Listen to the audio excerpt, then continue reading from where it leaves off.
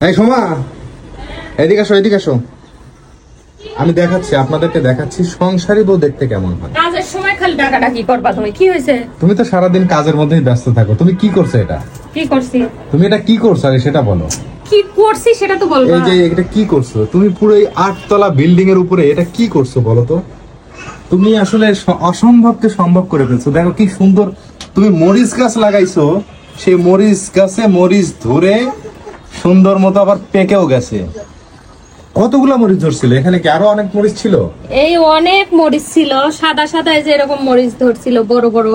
ওইগুলা হচ্ছে তুলে তুলে ওই যে ভাত খাওয়ার সময় অনেক সময় কামড় দিয়ে খাওয়া হয় না, হ্যাঁ, হ্যাঁ। ওরকম খেয়ে ফেলছি। আরো পাকা কয়েকটা তুলে আমি রেখে দিছি, এরকম অনেকগুলো পাকছিল ওগুলা তুলে রেখে দিছি। আর এই যে আরো কয়েকটা পেকে আছে। আর এই দেখো এইখানে একটা, এইটা দেখে তো আমার মাথা খারাপ হয়ে যাচ্ছে। 8 তলা বিল্ডিং এর উপরে তুমি কি করছো? ব্যালকনিতে তোমার করলা গাছে করলা ধরে গেছে পর্যন্ত। আমি তো দেখছিলাম এই গাছ মরে গেছে। আমরা যখন গ্রামের বাড়ি গেছিলাম কোনো পানি দেওয়া হয় নাই, কিছু দেওয়া হয় নাই। এটা দেখে আসলে হয়তোবা তোমার অল্প কিছু টাকা হইলেই করলা কিনতে পাওয়া যায়, কিন্তু এইটা দেখে যে শান্তি লাগে এটা আসলে কিভাবে সম্ভব? কিভাবে তুমি এই মরা গাছকে তাজা করলা কেন? শোনো, ভালোবাসার যত্নে যে কোনো জিনিসে মানে বলে না মানুষ যে মরা গাছে ফুল ফুটে, ভালোবাসার যত্নে। আর এই দেখো এখানে দেখো আমার পুঁই শাকের চারা কিন্তু অলরেডি বের হয়েছে, দেখছো? এটা কি কিনে এনে লাগাইছো? না না না, এটা আমি হচ্ছে বিচি ফেলছিলাম। আর এর মধ্যে আমি যত সবজির খোসা, কলার খোসা, ডিমের মানে খোসা, এগুলো আর হচ্ছে ডাস্টবিনে ফেলো না, এগুলো এর ভিতরে দিয়ে দাও। না না না, এখান ডাস্টবিনে থেকে ফেলি কি না। পুষ্টি পায়? হ্যাঁ, এটা হচ্ছে জৈব সার হয়। সবজির খোসা, কলার খোসা এগুলো পচে জৈব সার হয়। এভাবেই এগুলো আমার শিখলা কেমনে? তোমার জৈব সার বানাইতে যায় কলার খোসা, ডিমের খোসা দেওয়া লাগে। এই দেখো ডিমের খোসা, কলার তাই তো খোসা। দেখতেছি ডিমের খোসা কি এগুলো ফেলে দাও না তুমি? না, একটাও এখন আর ফেলি না। আল্লাহ, একমাত্র আমি তুমি জানো। চিন্তা করি যে এখানে যদি ধরো 7-8টা মরিচ একসাথে ধরে তাহলে তো আমার আর কিনতেই হবে না, কারণ মরিচ কত লাগে? খুব বেশি তো লাগে না, তাই না?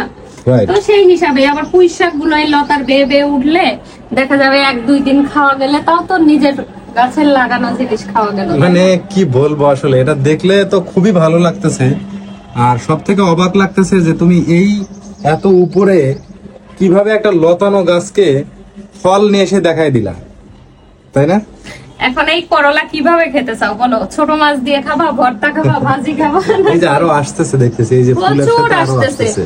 প্রত্যেকটার সাথেই আছে। আসতেছে। কারণ হচ্ছে ওই যে জৈব সার মানে ওর নিচে হচ্ছে যে ওতে পুষ্টি পেয়ে, মানে ওর চেহারাই দেখো কি সুন্দর তরতাজা। আমি আসলে তোমাকে নিয়ে গর্বিত, আমি আনন্দিত যে আসলে তুমি, আমি তো খেয়ালই করিনি, আজকে হঠাৎ করে এসে ব্যালকনিতে দাঁড়ায় দেখতেছি এখানে একটা করলা ঝুলতেছে। হ্যাঁ। যার কারণে আসলে কি বলবো, তোমাকে না ডেকে আর পারলাম না। এর আগে অনেকগুলা তুলে তুলে আমি রেখে দিছিলাম, তো এগুলা শুকায় শুকনো মরিচ হিসাবে আর কি শাক দিয়ে। এই জন্য তো বললাম যে লক্ষ্মী বউয়ের চেহারা এইটাই, এরকমই হয় আসলে। প্রত্যেকটা মেয়ে চায় সংসারের খুঁটিনাটি। না, এটা ঠিক না, প্রত্যেকটা মেয়ে চায় না, এটা আমি বিশ্বাস করি। সব মেয়ে চায় না, বুঝছো? কিছু কিছু মেয়ে আছে মানে সংসারে অন্যরকম, তবে সবারই এরকম হওয়া উচিত। আমার গাছের মরিচ।